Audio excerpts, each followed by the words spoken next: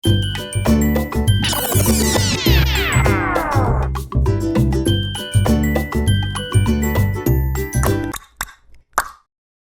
કેમ છો મિત્રો, તમારા બધાનું સ્વાગત છે મારા નવા બ્લોગમાં। તો આજની શરૂઆત આપણે કરી દીધી છે એકદમ ફ્રેશ થઈને। આજ તો સવારનું વ્યૂ જોવો તમે, મજા જ આવી જાય।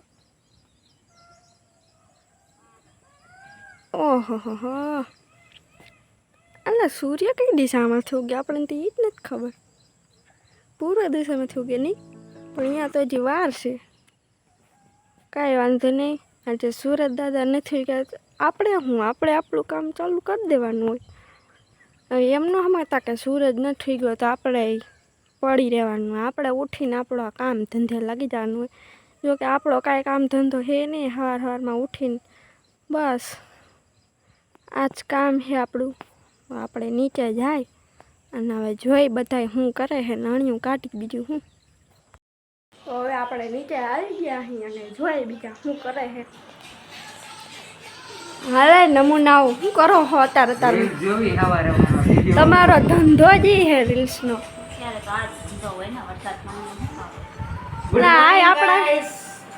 ફ્રેશ બ્લોગ ની અંદર તમારું સ્વાગત છે।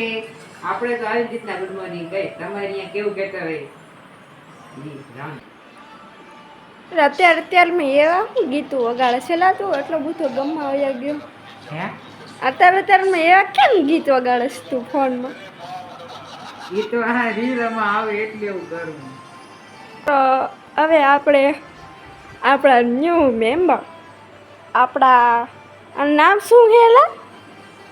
નામ શું રાખ્યું છે આપણે?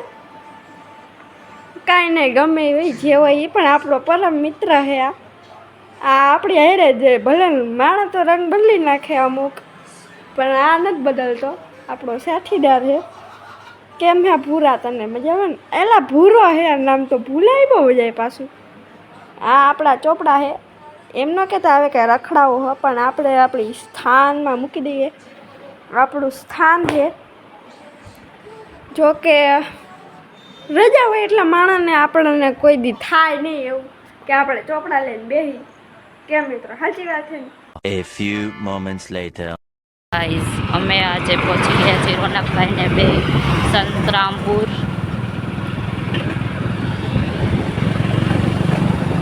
સંતરામપુરનો નજારો કંઈક આવો છે આજનો।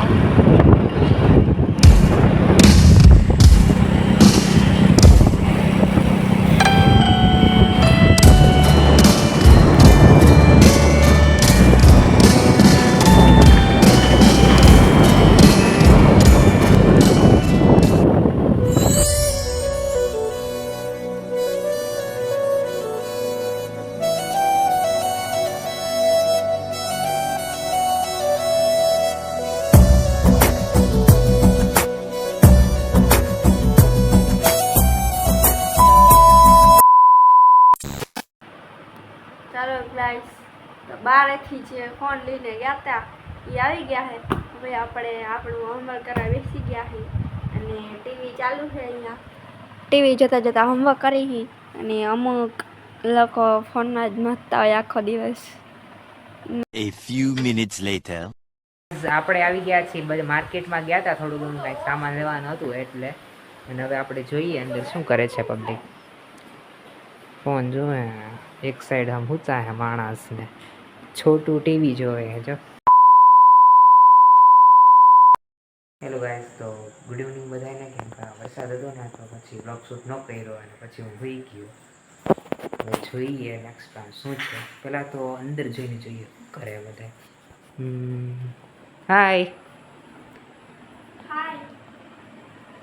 ચા પીવી કે નહીં? ચા વિના મને ચેન ના પડે। હું લખસ બેટા? હોમવર્ક કરું છું। વર્ક ના સ્પેલિંગ બોલ। WORK। ઓકે, આને હું લીધો પણ ભેગો? લે, અમારો પરમ મિત્ર છે, આને તો લેવું જ પડે ને ભેગો। લે યુ અહીંથી હો, ટીવી ક્યારનું ચાલુ કર્યું હતું પણ બંધ કરી દીધું।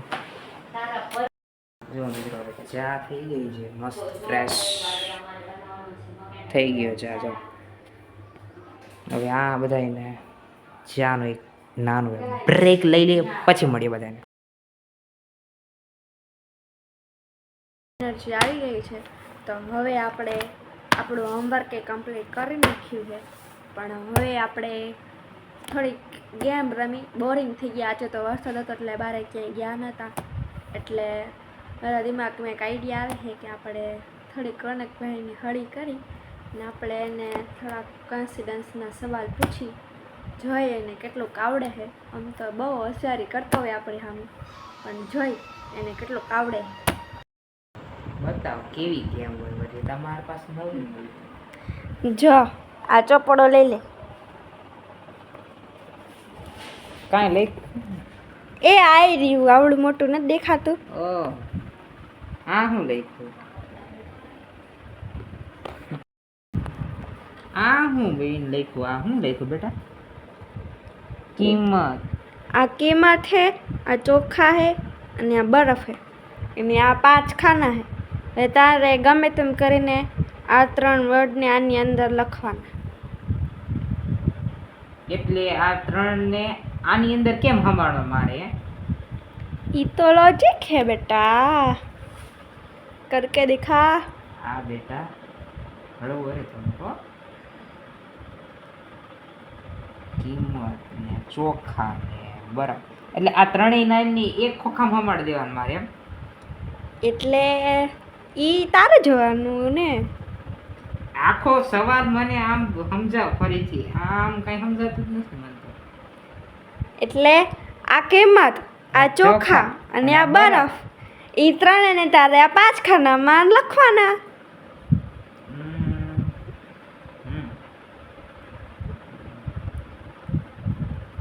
તું કહેતો હોય તો હિન્ટ દઉં, નકર કાંઈ નહીં. હિન્ટની જરૂર જ ના પડે હો મારો ભાઈ. એને આપણે બીજી લેંગ્વેજમાં લખી શકીએ એવું નથી કે લેંગ્વેજ ગુજરાત. તો ઠીક પણ ગુજરાતીમાં જ આમાં નથી સમજાતું કેમ સંભાળવાનું ઈ ખબર પડતી.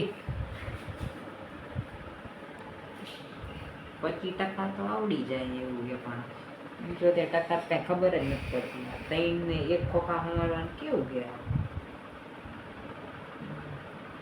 તું જ કહી દે ને આમાં કાંઈ નહીં પણ સરેન્ડર. જો સમજાવું, કિંમતને ઇંગ્લિશમાં શું કહેવાય? કિંમત ને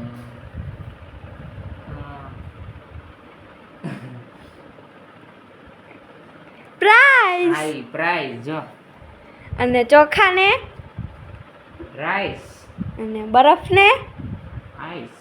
હા તો થઈ ગયા ને. ઓહો ઘરનું આમ હતું એમ? તો પછી હવે સમજાસ ને મને સ્માર્ટ લોજિક વાળો ક્વેશ્ચન હે ભાઈ. પ્રાઇસ. હજી એક ક્વેશ્ચન પૂછું? તું જેઠાલાલ રોજ જોવાસ ને જમવા ટાઈમે? હા ચોક્કસ દરરોજ જોવો. તો જેઠાલાલમાં જેઠાલાલની શોપ હે ને, ટીવીની દુકાન હે ને, એ દુકાનની અંદર એક તો 3 વ્યક્તિ કામ કરે છે. એમાંથી 2 તો તને ખબર જ છે રેગ્યુલર છે, આપણા બાઘા અને નટુ કાકા. તો ત્રીજા ક્યાં હે?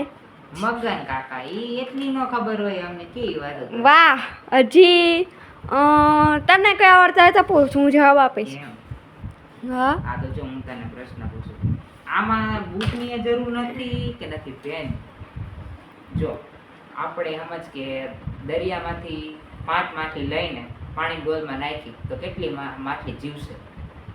શું મને કઈ સમજાણું નથી. દરિયો હોય દરિયો, એમાંથી 5 માછલી લઈને પાણી ડોલમાં નાખી તો કેટલી માછલી જીવશે?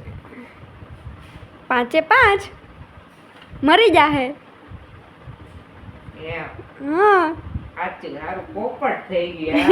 કેવી વખત પોપટ થઈ ગયા. કાંઈ નહીં. હા તો એટલી તો કોમન સેન્સ છે ને. ડોલમાં કેવી રીતના જીવે? એની અંદર થોડી પાણી, તું પાણી ભરેલી ડોલ કીધી હોત તો જીવત, નકર તો મરી જ જાય ને.